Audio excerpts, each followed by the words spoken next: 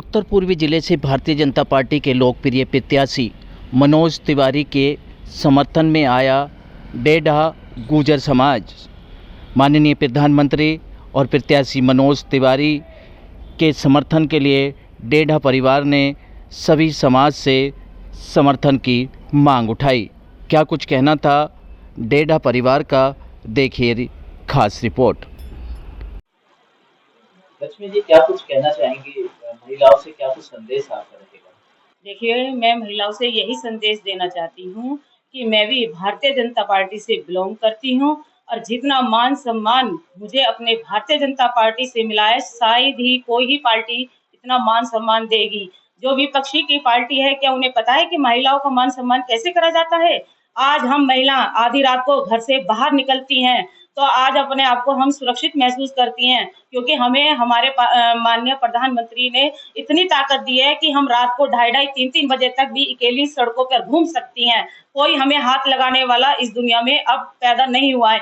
और भारतीय जनता पार्टी में जितनी भी महिलाएं, मैं उनसे ये कहती हूँ, अगर और भी महिलाएं सब घर से बाहर निकले, मेरी मातृशक्ति बाहर निकले और आने वाली 25 तारीख को कमल के बटन दबाएं और हमारे माननीय मनोज तिवारी जी को भारी बहुमत से जिताएं।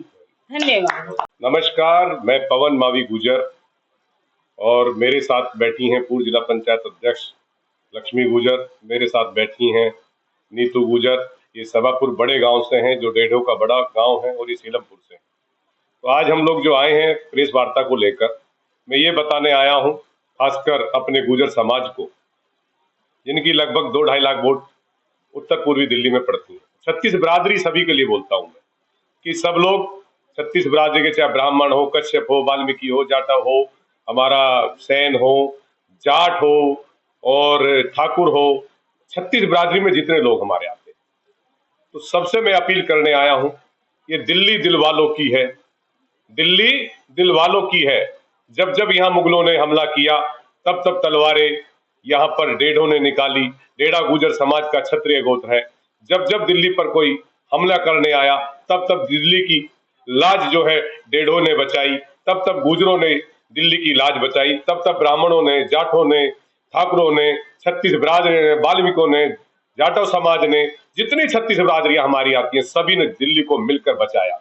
आज फिर दिल्ली पर कुछ ऐसे लोग आए हैं जो दिल्ली में, बताना चाहता हूँ, गलियों में, चौराहे पर, कल मैं एक पार्क में था तो वो बच्चे चर्चा कर रहे थे, 10-10, 12-12 साल के बच्चे, कि दिल्ली में कोई चुनाव लड़ने आया है कन्हैया कुमार नाम का, जो पाकिस्तान की तारीफ करता था और भारत के टुकड़े होने की बात करता था। उन बच्चों ने मेरे ही सामने गुस्सा में अपनी टी-शर्टें फाड़ ली और कह रहे थे कि हम अपने बड़ों को कहना चाहते हैं। वो बच्चे कह रहे थे कि ऐसे लोग जो देशद्रोही की काम करते हैं और देश पर उंगली उठाने का काम करते हैं, उन लोगों को सबक वोट के रूप में दिल्ली देगी। और दिल्ली हमेशा जीतने का काम करती है, दिल्ली फिर जीतेगी। और दिल्ली को लिए मैं अपने लोगों से और खासकर अपने 36 बिरादरी के लोगों से ये कहना चाहता हूं कि सारे काम छोड़ दो, नहीं तो आपसे इतिहास भी जवाब मांगेगा।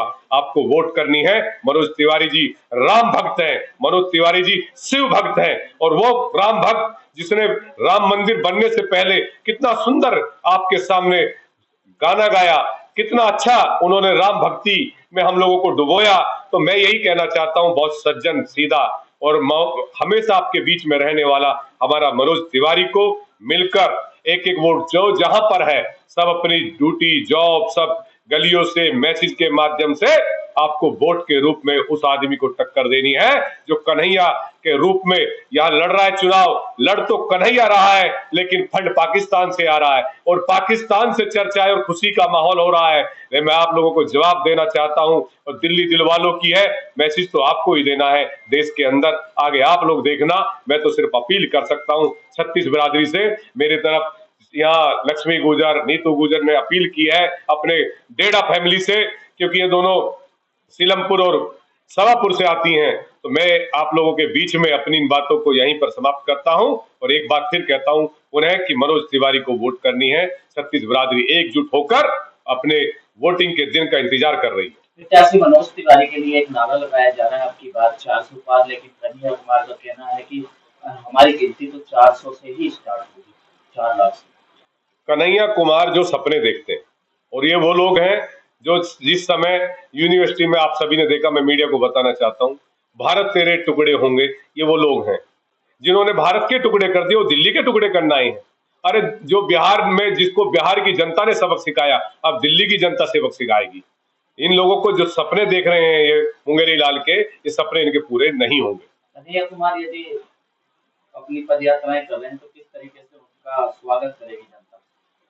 जनता कह रही है, जहां से निकल के जाता है, जब गलियों से निकल के जा रहा है और गांवों से निकल के जा रहा है, तो पीठ पीछे दुकानों पर बैठकर, गलियों पे, चौराहों पर ये चर्चा होती है। ये वही लोग हैं जो देश के विरोधी नारे लगाते थे। ये ऐसे लोग दिल्ली में चुनाव लड़ने आए हैं और राम भक्त और शिव भक्त के सामने चुनाव लड़ने आए हैं, और सब देख रहे हैं। महादेव महादेव सब देख रहे हैं, और पाकिस्तान को हम वोट के रूप में चोट देंगे। जी, आम आदमी पार्टी का भी गठबंधन है और केजरीवाल भी अब अभी तक जमानत पर बाहर आ गए हैं, तो क्या लगता है, क्या प्रभाव डाल पाएंगे?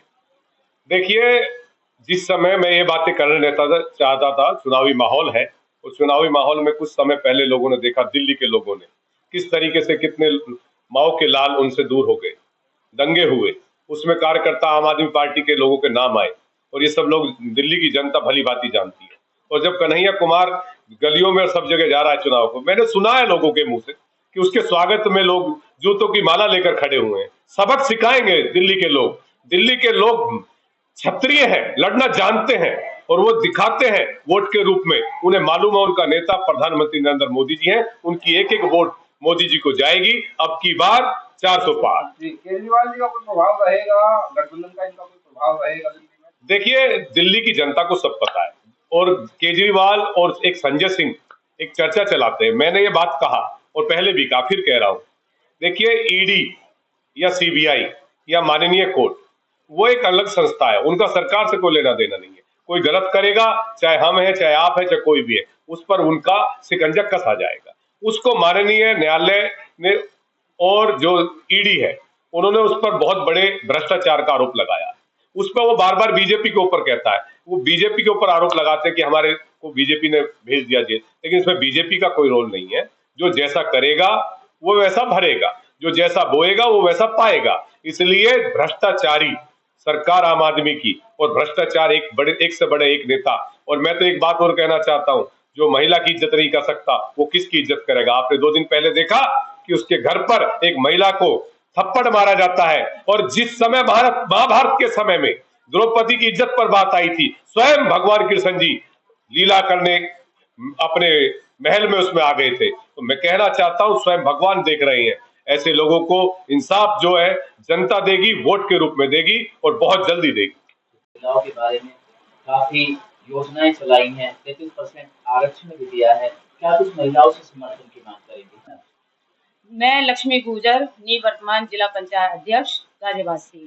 आज जो आपने प्रेस वार्ता की है, तो क्या उद्देश्य है? मैं यही कहना चाहती हूँ कि मैं सिलमपुर गांव की बेटी हूँ और टीले गांव में भाई हूँ। मैं अपने समस्त डेढ़ा परिवार से 24 गांव के जितने भी मेरा डेढ़ा परिवार है, मेरी 36 बिरादरी है, सभी से हाथ जोड़कर यही अपील करने आई हूँ कि उत्तर पूर्वी दिल्ली से मनोज तिवारी जी लोकसभा का चुनाव लड़ने आ रहे हैं, तो आप उनको भारी मतों से वोट दें और उन्हें विजयी बनाएं। हमारे माननीय प्रधानमंत्री नरेंद्र मोदी जी को लाना है, हमें अपने भारतीय जनता पार्टी को लाना है, हमें दिल्ली के अंदर कमल के फूल को खिलाना है, और अब की बार 400 पार हमें कराना है। यही हमारा संकल्प है।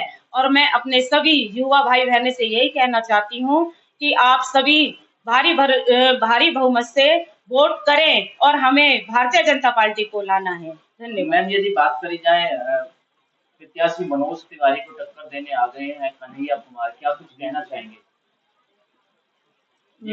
नमस्कार, मैं नीतू डेढ़ा सभापुर गांव से की रहने वाली हूँ, वहीं की बेटी हूँ, और ज्यादातर वक्त अपने गांव में ही बिताती हूँ। और अब तो मैं कई दिनों से लगातार गांव में ही रह रही हूँ, क्योंकि मेरे बड़े भाई मनोज तिवारी जी वहां से लोकसभा प्रत्याशी बनकर सामने आए हैं, और उनके समर्थन में मैं यही कहना चाहूंगी, पिछले 5 साल से मेरे भाई ने जिस तरह विकास की गति को बढ़ाया है, उसी तरह से मेरे भाई को दोबारा भी मौका दे, और 36 बिरादरी और अपने समस्त डेढ़ों के 24 से गांव से मैं यही अपील करना चाहूंगी कि मनोज तिवारी को भारी बहुमतों से विजयी बनाए। मनोज तिवारी जी को वोट देने का ये उद्देश्य है कि मुगलों के शासन से हमें बिल्कुल निर्भत होना है। हमें कोई शासन मुगलों का नहीं चाहिए। मेरे भाई जो अभी पीछे दंगा हुआ था, मैं कहना चाहूंगी मेरे डेढ़े भाई भूले नहीं होंगे दंगे को, जो मुगलों का सामना मेरे डेढ़े भाइयों ने किया था। मेरे 24 के भी 27 गांव यहाँ पर लगते हैं, जगतपुर, मौजपुर, घोंडा, सभापुर, खजूरी, दयालपुर, चिल्ला, दलूपरा। मैं सभी से हाथ जोड़ के, सीलमपुर, सभी से हाथ जोड़ कर अपील करना चाहती हूँ कि भारी बहुमत से मनोज तिवारी जी को जीता। जी हाँ, प्रधानमंत्री नरेंद्र मोदी जी का जो 33% का आरक्षण है उसके लिए बहुत बहुत धन्यवाद। और महिलाएं, ये सभी को पता है कि जितनी सुरक्षित बीजेपी सरकार में रही है, मैं नहीं मानती कि आज से पहले वो महिला इतनी सुरक्षित रही होगी।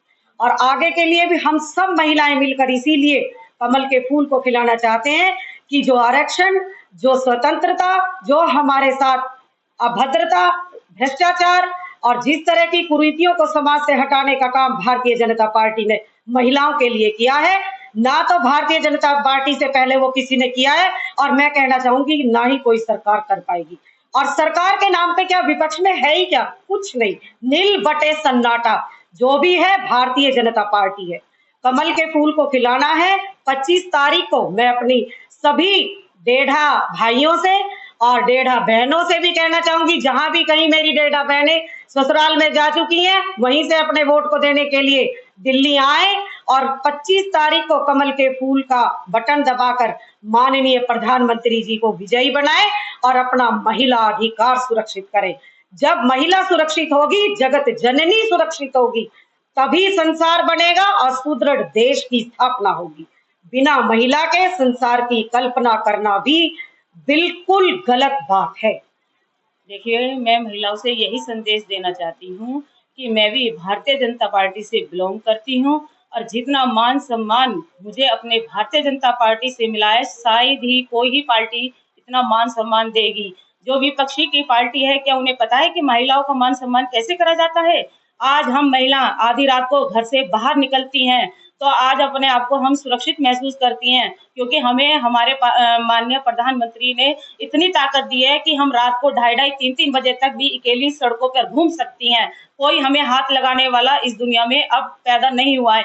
और भारतीय जनता पार्टी में जितनी भी महिलाएं, मैं उनसे ये कहती हूँ, अगर और भी महिलाएं सब घर से बाहर निकले, मेरी मातृशक्ति बाहर निकले और आने वाली 25 तारीख को कमल के बटन दबाएं और हमारे माननीय मनोज तिवारी जी को भारी बहुमत से जिताएं। धन्यवाद। वैद्य बाबूराम वर्मा, 15 सालों का इलाज का भरोसा।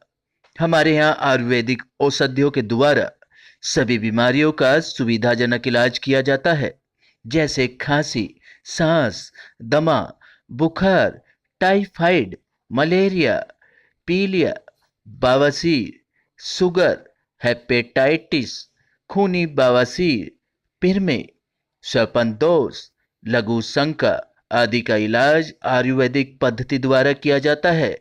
इसके अलावा सभी बीमारियों की जांच भी तसल्ली बख्श की जाती है, जैसे अल्ट्रासाउंड, एक्सरे, ईसीजी, रक्त, मलमूत्र, वीर्य की जांच इत्यादि। हमारे यहाँ दिल्ली सरकार द्वारा टीकाकरण, टीबी का इलाज व जांच मुफ्त की जाती है। हमारा पता है वैद्य बाबूराम वर्मा, चैरिटेबल सोसाइटी, 329 गली number 9, Mandoli extension, near Nand Nagri bus depot के सामने, दिल्ली 93। आप हमारे नंबरों पर भी संपर्क कर सकते हैं।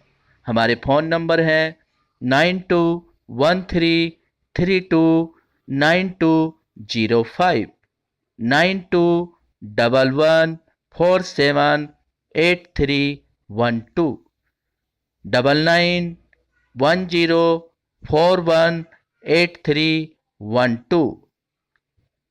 आप हमारे चैनल पर भी दिए गए नंबरों पर भी संपर्क कर सकते हैं। हमारा फ़ोन नंबर है 8506973234।